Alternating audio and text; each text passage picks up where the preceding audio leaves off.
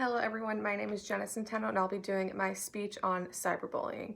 Here is my note card.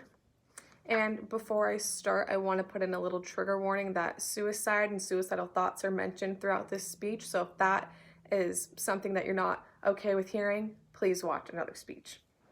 But moving on, so cyberbullying is more than just harassing someone online. Cyberbullying includes impersonating someone, photo harassment, or creating websites and blogs in order to attack one specific person.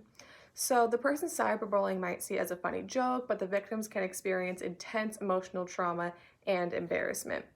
So at this age, I doubt any of us participate in the act of cyberbullying. However, it is still a huge problem for younger kids in junior high and in high school. And it happens every single day. It has the ability to cause intense harm on another person, which can lead to depression, suicidal thoughts, and even suicide. Now, when I was in junior high and approaching high school, I was a huge victim of cyberbullying. People would make fake accounts as me, using stuff like AskFM, and they would just harass me, threaten me, make fun of me for absolutely no reason other than the fact that kids had fun bullying people, not knowing how it would affect them. So I chose this topic to bring light to the act of cyberbullying and the harmful effects it can cause. My goal is to enlighten you all on this topic and to put an end to cyberbullying for future generations to come. So with this pandemic we're in, social media is everything. The percentage of people cyberbullying is skyrocketing because schooling has been moved 100% online. It's one of the most toxic things a person can do, and it can cause intense emotional trauma on the victim. So first, I'm going to tell you about the harm that comes from cyberbullying. Second, I want to convince you that cyberbullying really needs to come to an end. I'm going to share some statistics with you. And third, I'm going to show you how we can do this and all the things we can do in order to end it. So cyberbullying is the term that is used for any kind of online harassment on the internet and using cell phones. An interesting fact that I found on safeteens.org states that a teenager involved in cyberbullying can receive a misdemeanor cyber harassment charge or a juvenile delinquency charge. However, if hacking or identity theft is involved, it is a serious federal crime. So cyberbullying is known to be far more dangerous than traditional bullying because the bully has the ability to hide behind that screen, which makes them feel more powerful. And a victim of cyberbullying does not always know why they're initially being targeted. Cyberbullying leads to sadness, depression, suicidal thoughts, and suicide in the really bad cases. It can also cause low self-esteem, violence, problems at home, and problems in school. And some of you might be wondering what kind of person has the ability to bully someone so much that it leads them to suicide. So did you guys know that suicide is the third leading cause of death in the United States among young people, and 14% of high school students have considered suicide, and 7% have actually made that attempt. Victims of cyberbullying are 9 times more likely to consider suicide than non-victims of cyberbullying. A study found in Britain showed that at least half of suicides among younger people are related to cyberbullying incidents rather than normal bullying. Many victims don't feel safe enough to reach out to a trusted adult, and the main reason for this, that they don't reach out for help, is that fear of they're not going to be believed or taken seriously, and they're going to be seen as dramatic, which is ridiculous. But there are also some warning signs that you can look out for and check if your child or someone you know is being cyberbullied. These signs include sadness, withdrawal from social situations, losing interest in activities, trouble sleeping, and trouble eating. So if you see a person starting to display any of these signs, I urge you to sit down with them in a safe place where they can open up to you and ask for help once they're ready for it. But really, give them that little push. So it is important to look out for these signs so you can avoid anything horrible that could end up happening. And now that you know the detrimental effects of cyberbullying can cause, let me convince you that cyberbullying needs to come to an end.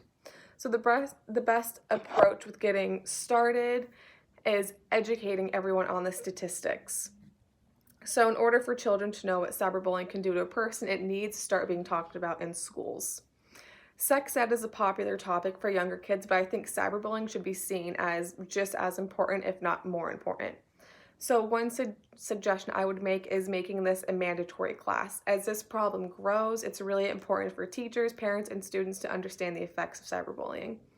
So in the article titled Cyberbullying in School Prevention and Support, Kenya McCollum states that being the victim of bullying is already a stressful experience, but when the internet is added to the equation, it can be especially painful because of the reach that bully has on the victim, especially being behind that computer screen.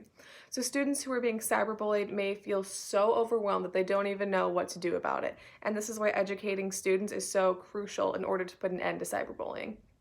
When I was in junior high and high school, I had no idea what the effects of cyberbullying were until it started happening to me. So I'll admit, I wasn't the perfect kid either, none of us were, so I find it even more important to educate students on this topic so they can learn about it and get the help they need if they need it. And now that you've learned about all the statistics about cyberbullying can cause, I want to show you how we can put an end to cyberbullying once and for all. So since the consequences of cyberbullying can be so severe, it's important for teachers, parents, and students to work together in order to prevent this from happening. We need to let kids know that it is okay for them to report any online abuse that is happening to them. We can all participate in things like prevention training to better understand and learn strategies for addressing it. It is also important for teachers to work closely with parents so they can also understand cyberbullying. One way we can prevent cyberbullying is simply monitoring online activity. It has been one advantage with cyberbullying is that you can notice it and save the evidence. Really good thing. So, in an online article titled 7 Ways to Prevent Cyberbullying, the Teach Thought staff states, if taking their phone away is not an option, you can install iPhone monitoring apps. It allows the monitoring of social media activity, including Facebook, Instagram, and viewing text messages even if they were deleted. So another way to prevent cyberbullying is to work towards building a positive climate. For example, teachers and staff can have parent meetings where they can discuss the problems. One thing I found super interesting is that you can engage bullies and the victims by having them do activities together, and this has them kind of see each other from a different point of view. More importantly, it worked towards restoring self-respect, and the ultimate goal is to make sure the victims are mentally and emotionally secure after going through something that can be really traumatizing. It is really important to act thoroughly because making fast actions and snap judgments can only make matters worse, especially when that person is extremely sensitive. So you need to talk to someone before confronting someone about the problem or making any rash decisions. Collect the information, join together with trusted teachers and parents to figure out the best possible solution to stop cyberbullying with that group or just among children in general. So, as I conclude this speech, I hope you all realize how serious cyberbullying is and how desperately it needs to be ended. The good thing about this is that once you notice someone is being cyberbullied, you will now have the strategies to put an end to this and help the victim. So let's review the main points I covered today. So first, I told you about the harm that comes from cyberbullying. Second, I convinced you that cyberbullying needs to come to an end. And third, I showed you how we can all actually put an end and use all these strategies. So cyberbullying is more than just harassing someone online. The person might see it as a funny joke, but the victims can experience intense emotional trauma and embarrassment, which leads to suicidal thoughts, depression, and suicide. So with all this information I shared today, I hope you all gained some insight of the seriousness of cyberbullying and why we need to work together to put an end to this. And it all starts with noticing the signs of cyberbullying. So thank you guys for taking the time out of your day to listen to my speech.